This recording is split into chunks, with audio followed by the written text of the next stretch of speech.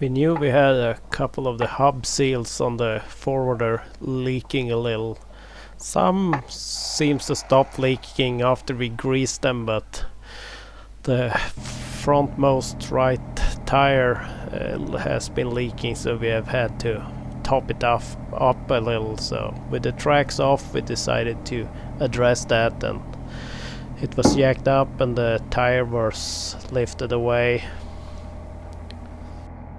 A little spoiler, we fuck up at the end of this, but we drained the oil, started undoing all the bolts.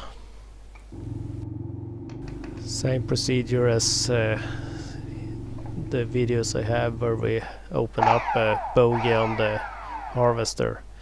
Brought in the machine, got most of the bolts out, cleaned a couple of them out to put in the threads that are meant to push the hub off. Here we will do a minor fuck up, we have a bigger one at the end. One of them refused to go in very well, so we ended up, because we have a couple of extra of these bolts, I cut a kind of a slot in it to kind of make a makeshift thread tap. This one made it all the way in, but it was really hard as it was going to start to push out, and I let my dad loose with an extension on it, and we ended up breaking this bolt. That was a little bit annoying, but the other two could be started to push out, so we got a gap and could start getting things undone.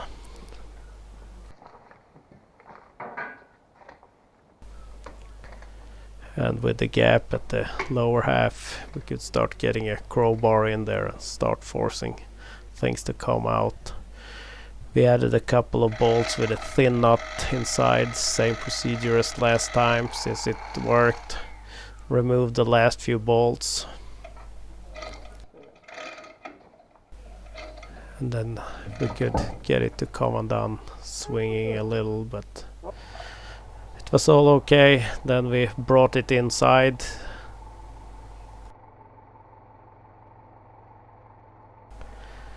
And once inside, it was pretty much the same as before. Some heat to getting things to come undone because of the Loctite.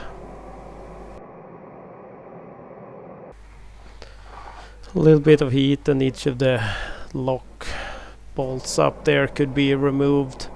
Some more heat, and the big nut at the end could come undone. Went quite easily on this one actually.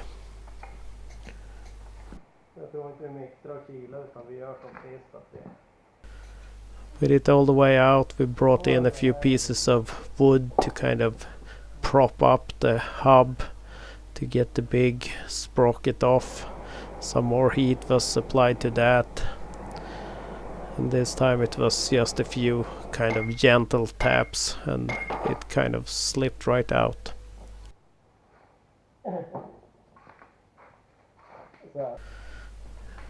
Cleaning away some old grease.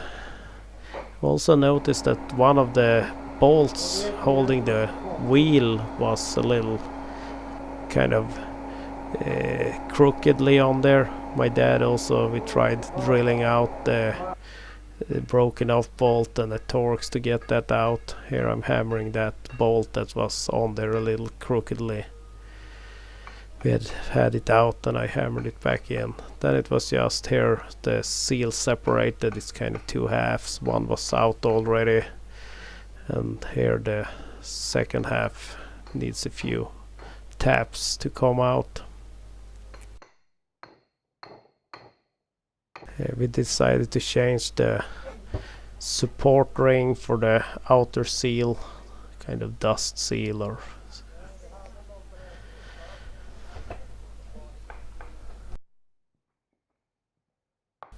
new ring was hammered in place. The old one wasn't too bad. Then the actual seal itself was hammered down until it was flush. Then a big pipe and gentle taps to not do any damage to the lip out here as they had done on the harvester when installing. Then the outer seal greased and put in place. More grease was added also before assembly.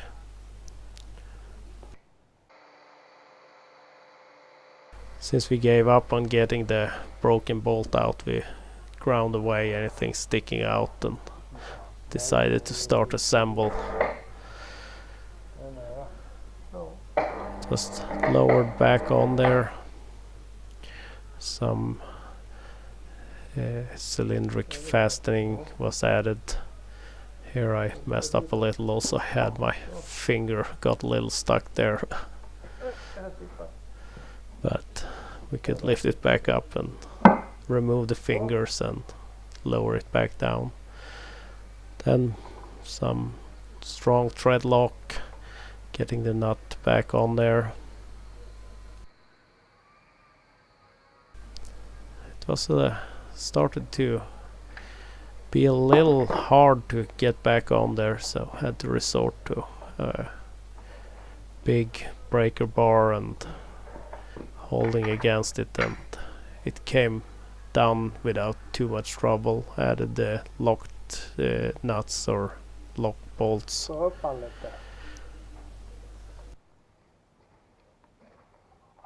There is also minor leaks on most of these axles. There's an O-ring on all of them to seal, and they've added a piece of steel there to ensure they can never come undone. I guess they've had that happen, and when they welded them in place, they probably didn't take too much care keeping it cool enough to not damage the O-rings.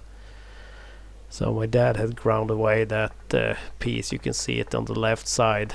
We replaced it with some O-rings we had laying around. It will probably seal a lot better. But to weld it back on, to ensure you don't trigger the fire suppression system, the central apparatus should be removed according to manual, so that was done. And then we welded it back on. My dad hadn't fully dialed the settings in, so it was making some odd noises, and the weld wasn't very pretty, but it won't come undone. We cleaned up some minor damage on the bogie. Some silicone was added to seal, and with that we were ready to start assembling things.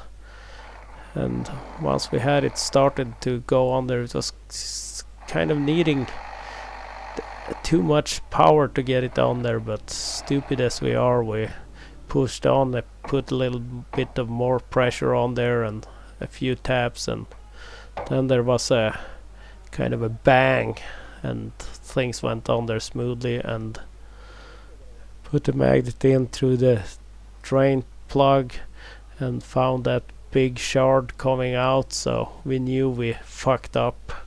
But the cause of that and solution and assembly will be in the next video.